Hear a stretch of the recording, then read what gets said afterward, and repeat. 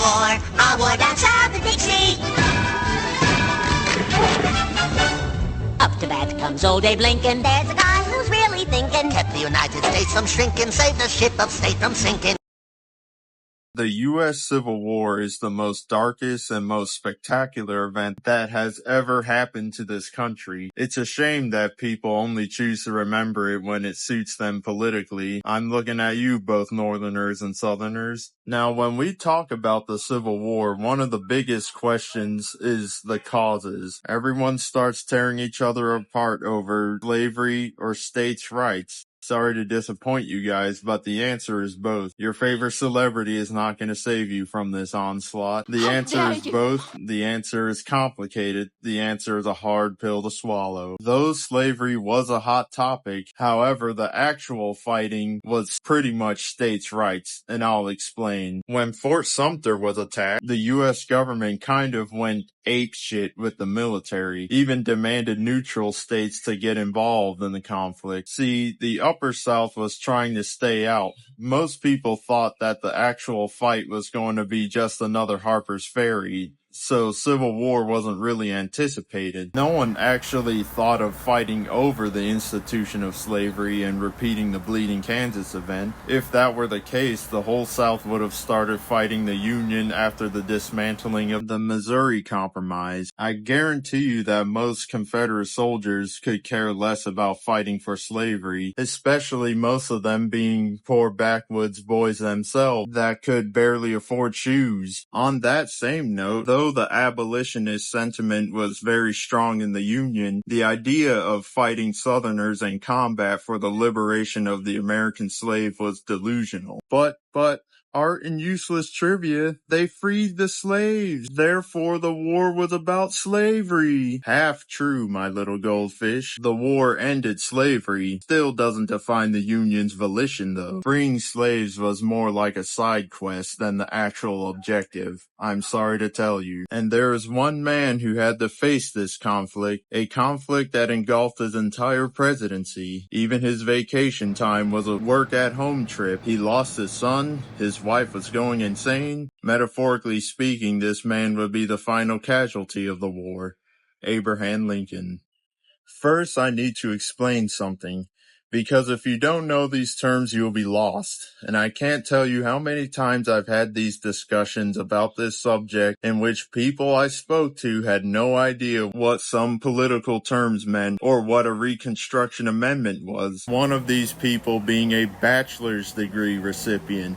I wish I was lying. Anyways, here's the parties involved. There's the Democrat Party, which was split between the Southern Democrats and the War Democrats. Then there's the Republican Party, which was the anti-slavery party made to stop the expansion of slavery. Though this party was more liberal compared to the pro-slavery Democrats, this party was also divided in two.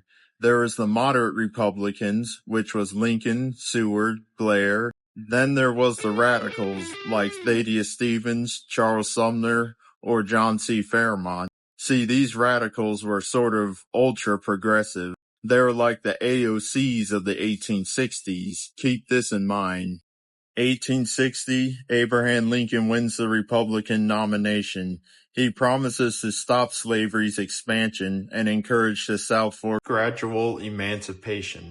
The Democratic Party is split between John C. Breckinridge and Stephen A. Douglas. This would cause the election to swing in Lincoln's favor for the presidency. As a result, South Carolina is the first state to secede from the Union on December 20th.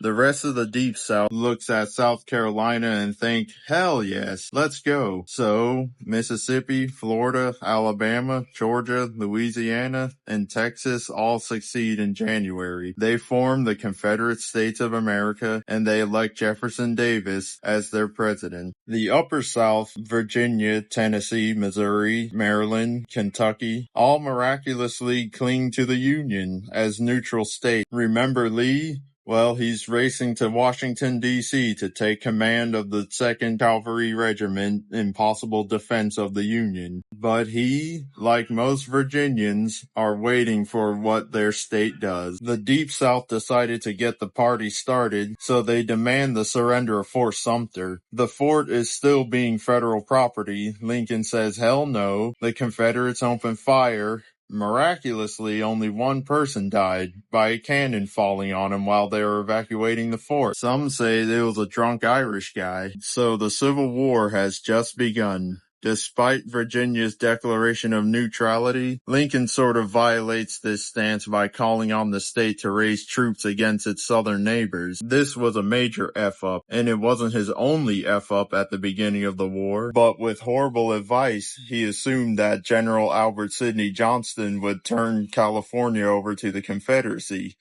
Let me tell you guys something. Never act on assumptions. It's okay to have assumptions, just never act on them. Trust me, I destroyed a potentially good relationship with a really hot girl because I acted on assumptions. Anyways, Virginia officially leaves the Union April 17th. Not only Lincoln messed up, but Jefferson Davis also messed up at the beginning by demanding Kentucky choose the Confederacy. Then Kentucky chooses the Union. The early years of the Civil War was rough for our new president. The South is successful in major battles on the Eastern Front. Lincoln, leering from his mistakes, stops forcing them to pick a side, instead focuses on how to keep them from going to the Confederacy. As the war is raging, the radicals keep pressuring Lincoln to set the slaves free. Harriet Tubman herself is mad at him. Horace Greeley, a radical newspaper editor, forces Lincoln to address what he's going to do about slavery. Lincoln responds with his most famous quote, "If I could hold the Union together with freeing all the slaves, I would do that. And if I could hold the Union together without freeing a single slave, I would also do that." So how does Lincoln set the slaves free while trying to hold on to the Upper South and the slave owners that are still loyal to the Union? But before he can answer this question, he has a problem. Lincoln has a couple of generals that are staunch abolitionists, like David Hunter, John C. Fremont, or Benjamin Butler. All of these guys decided to take it upon themselves to immediately free slaves in conquered territory by the Union. Fremont decided to declare all slaves free in Missouri despite the state's continued support for the Union. So Missouri starts to slip to the Confederacy. Lincoln is absolutely pissed about this, so he sacks him and replaces him with Francis Blair Jr. This time, he would be successful in keeping Missouri from slipping from the Union. Next is an incident that happens at a place called Fort Monroe. Remember that place? What happens at Fort Monroe is kind of small, but it's actually pretty important. See, escaped slaves flooded the fort under the command of Butler. Many of these slaves were being pursued by slave catchers. Many of these slave catchers claim that they have the right to claim their property under the fugitive slave law. As a lawyer, Butler claimed since the South rebelled, the fugitive slave law no longer applies to the state of Virginia, so he doesn't have to return the slaves to their owner. This was noble, but lawfully stupid move, and I'll tell you why. He essentially recognized the CSA as a foreign nation. See, Lincoln continued to uphold the rule of law, even if it meant upholding cruel laws. But keep in mind, this action allowed him to not recognize the Confederacy as a foreign nation. So he avoided another shit show. But does Lincoln really want to free the slaves?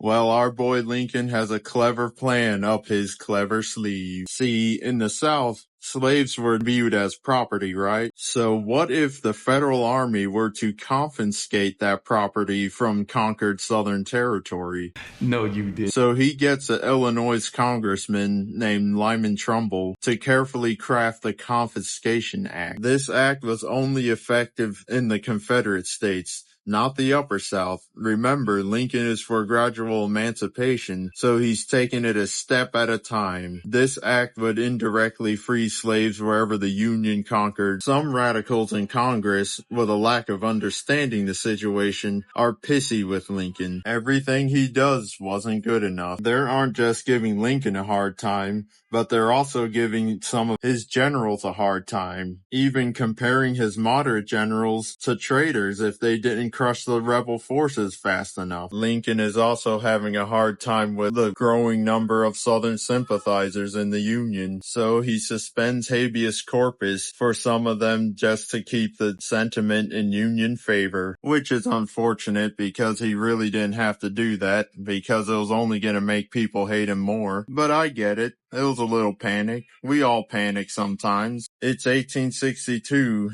Abraham Lincoln also has another problem. Great Britain.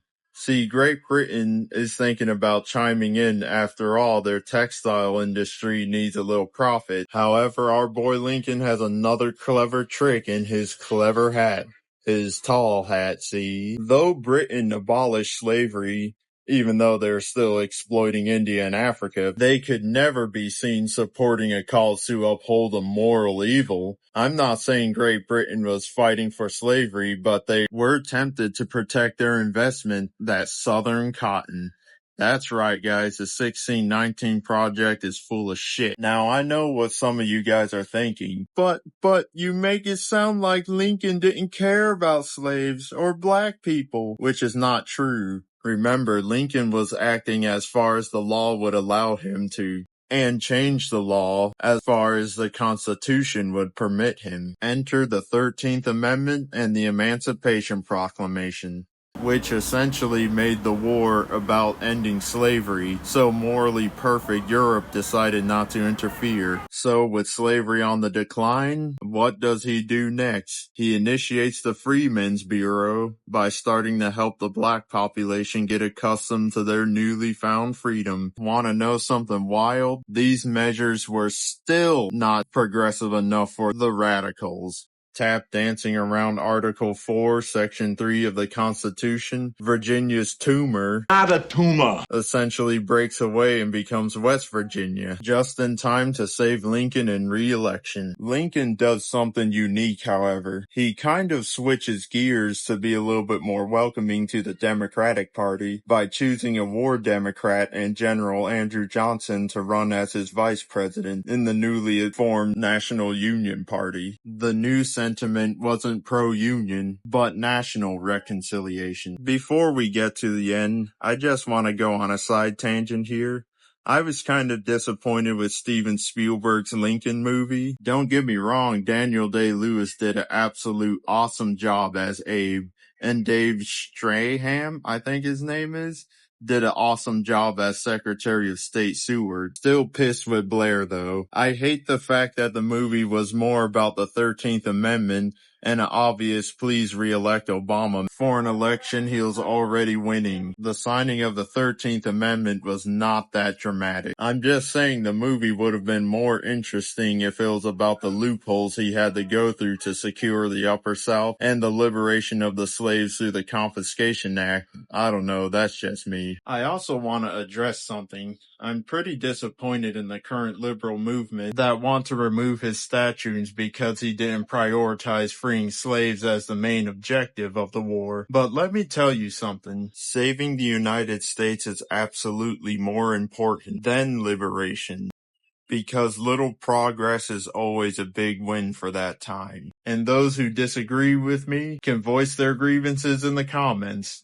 Anyways, Robert E. Lee surrenders to General Grant, effectively ending the major fighting in the Civil War. Then Friday night rolls by. He takes the missus to the theater. Official report says John Wilkes Booth shot him, but I happen to believe that he just saw Terminator Dark Fate and decided to take Booth's gun and off himself. Thank you for sticking around till the end. If you want to see more content on art and useless trivia, just click the like and subscribe buttons and help support the channel. Monetization would be nice, but our main goal is to offer a new perspective on history that surrounds us, binds us, Luminous beings, are we? If you like the artwork, they belong to me and my twin brother. If you want to look at more of his or my work, just go to Art and Useless Trivia or Dev the Artist on Instagram, and feel free to message us if you want a commission. Given the fact that we're Black Civil War artists below the age of 40, I've been told I'm as rare as a lotto winner and a gamma ray burst. So